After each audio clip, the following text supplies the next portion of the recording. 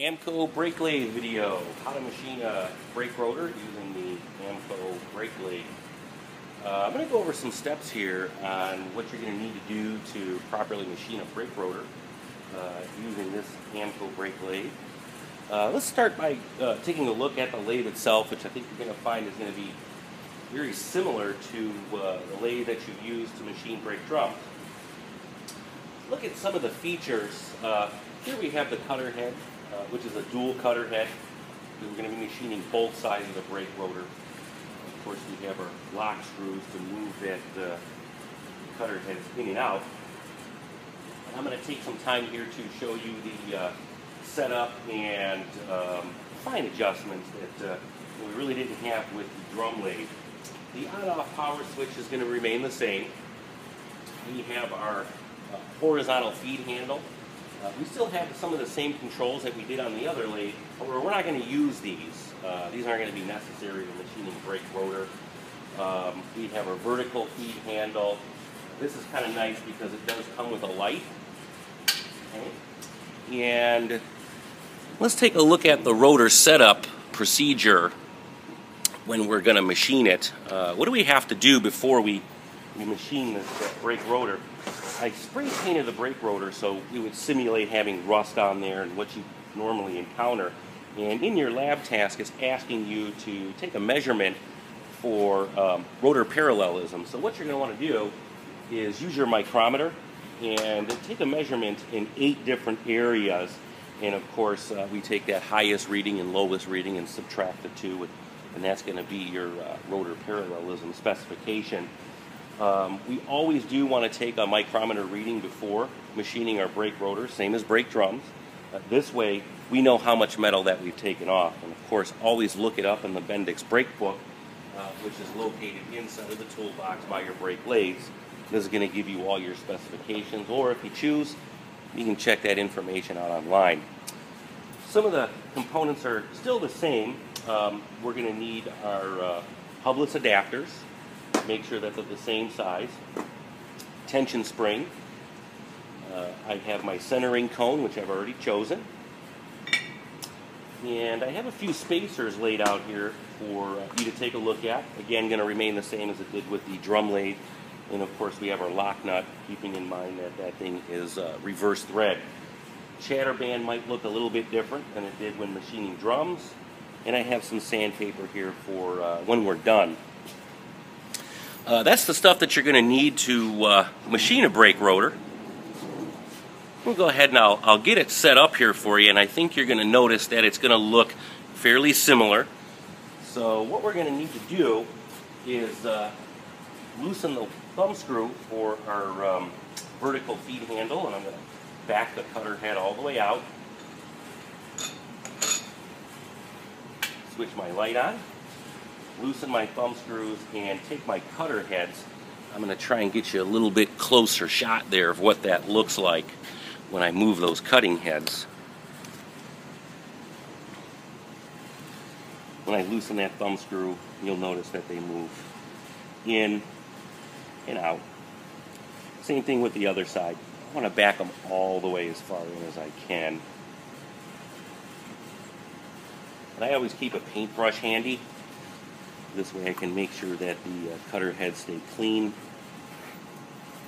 Over time, the bits themselves, which are interchangeable, you may need to change them as the quality of cut begins to get a little bit less over time.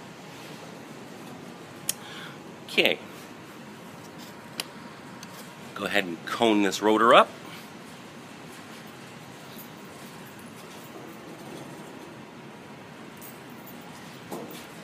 First, going to start with my hubless adapter. I always put one of the teeth at 12 o'clock. Put my tension spring on. Centering cone.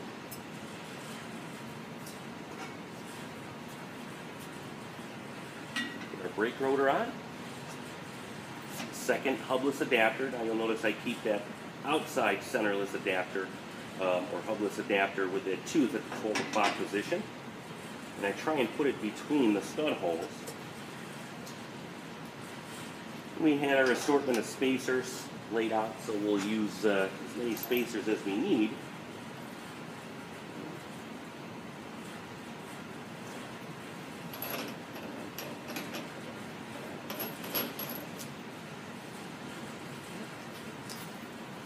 And that's what it looks like when it's all coned up. Then lastly, we'll take our wrench and snug it in place. I'm not overdoing it.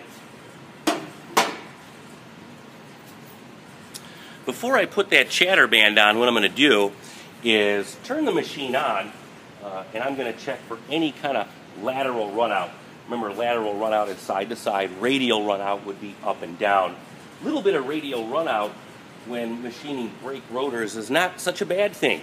But lateral runout, if we have excess lateral runout, we're going to need to take that brake rotor off, probably re-sand it, which I already did, just to eliminate a little bit of time from the video, and try and re-cone this rotor back up. So we'll turn it on, take a look at it, and make sure it's not giving us that side-to-side wobble. I think that looks pretty good. Our next step is going to be to adjust our cutter head. We want to center both bits on the rotor.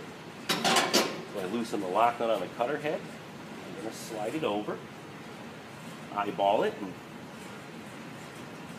make sure that looks like it's in the center of our rotor.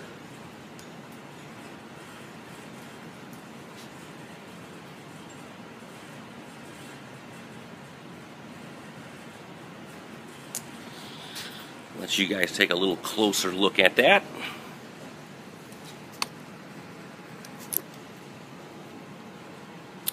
And we can notice that the distance between our bit and the rotor is pretty much the same on both sides, and that's what you want. I'll go ahead and I'll lock my lock nut down on my cutter head.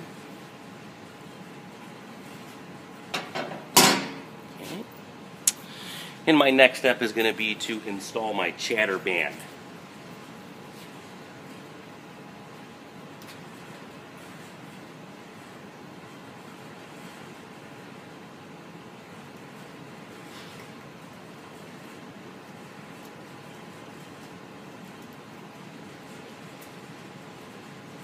Now this is a vented rotor, which you saw the slots in the middle.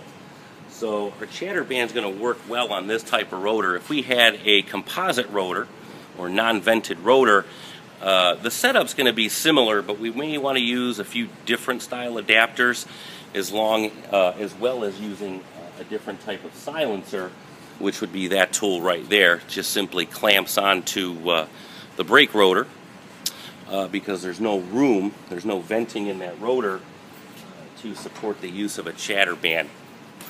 Let's go ahead and take our scratch cut.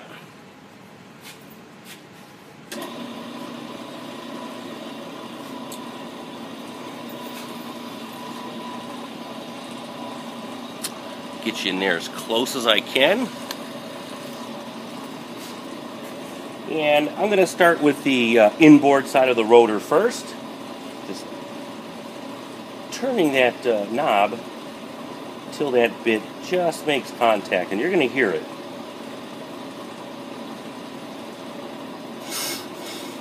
There we go. And we're going to do the same for the outboard side. I'll turn it until it just makes contact.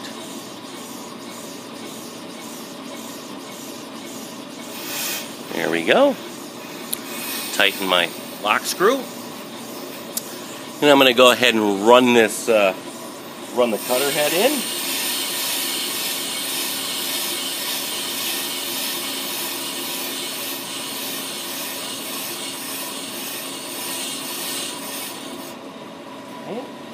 Now that the cutter head is all the way in, I'm going to go ahead and I'm going to adjust my on-lathe gauges, which I'll zero them out. I'll zero out both sides. You notice that the inside moves freely. It's not locked to the cutter head. Once I zero both my gauges out, I'll loosen my thumb screw, and I'm going to turn them together simultaneously. Each line is 2/1000 of an inch. We never want to take any more than 4 thousandths per pass. So there's 2 lines on that side. And I'll take 2 lines on this side, which is a total of 8 thousandths of an inch. Now our next step here is to go ahead and engage the lathe cutter head. And unlike the drum lathe, we have a fast and slow control. So we'll take a fast cut, lift up and pull toward you. And that's going to engage that, and that's going to start taking a cut off of that rotor.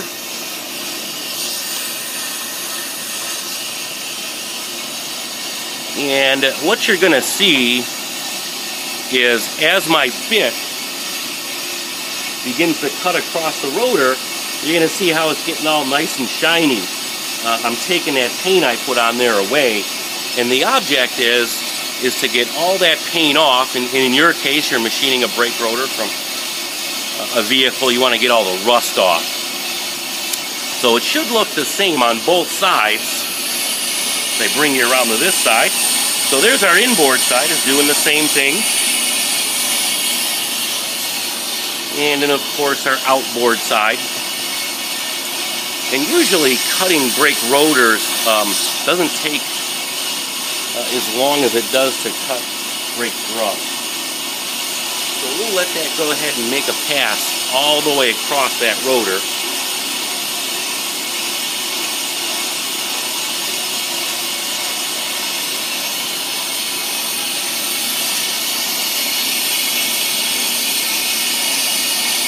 Turn it off, take a look and see how we've done on our first pass.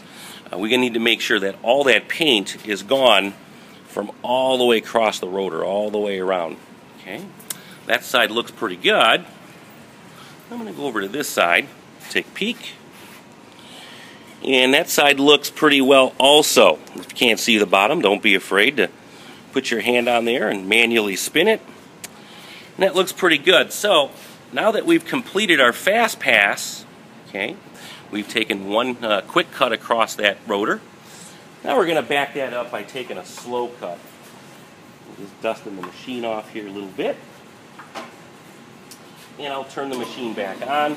Don't need to adjust anything. Just going to walk the cutter head back in.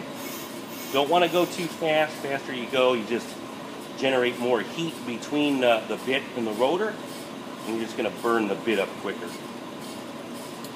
So I'm just taking both bits all the way beyond the point where the brake pads would normally contact the rotor. And here now, instead of taking 4 thousandths of an inch, get you in a little closer here, I'm only going to need to take 2 thousandths of an inch. And so I'll move that, loosen my lock nut, move one line. Same thing on the opposite side. Myself one line. And now instead of going forward with the transmission on the brake lathe, I'm going to lift this up and move it to the back of the lathe. And if you forget, it is labeled. To the front is fast, to the rear it's slow. We'll go ahead and take our slow cut. And you kind of know, a good indicator that your rotor lathe is working, it's cutting. If you observe the handle, it is spinning. This cut's going to take a little bit longer than our fast cut because we're moving at a much slower rate. And again, what I'm looking for is that I'm making contact on both sides, the inboard side as well as the outboard side. And here we're just machining a little bit of metal off to eliminate that record grooving, as I call it.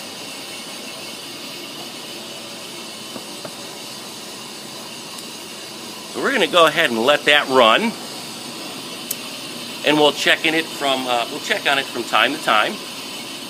Make sure that we're getting the cut that we want.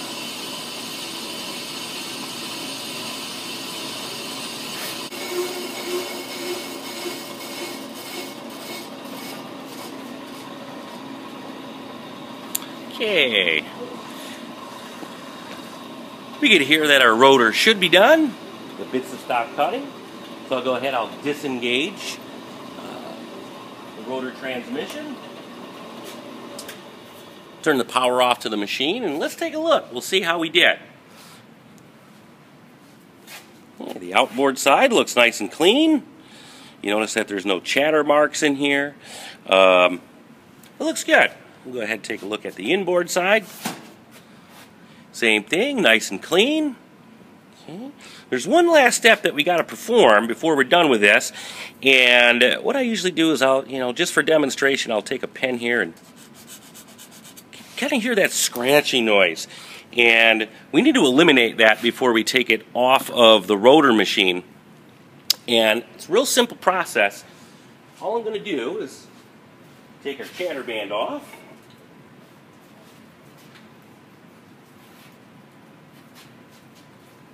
Set that to the side. I'm going to grab a piece of sandpaper.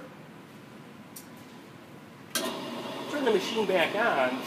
And I'm going to get rid of that what's called directional finish. And I'm going to put a non-directional finish on this brake rotor. Just with our piece of sandpaper. Being careful here. I'm just going to rub it against the side. Kind of going up and down.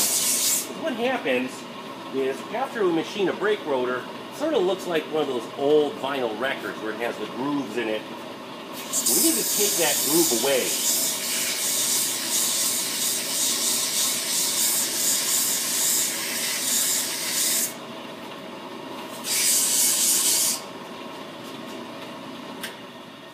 Turn the machine off. Get our cutter head out of the way. Let's take this off the machine. See how we did.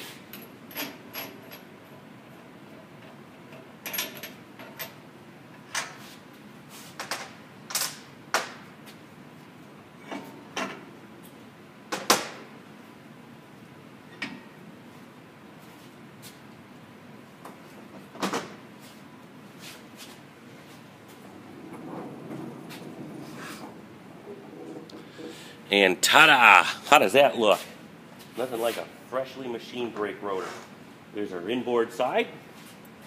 Nice and clean. And of course, the outboard side. Look at that. That is gorgeous. That rotor is ready to go back on somebody's vehicle and give them many, many more miles of quiet, happy brake service. I hope you enjoyed the video. Good luck machining brake rotors.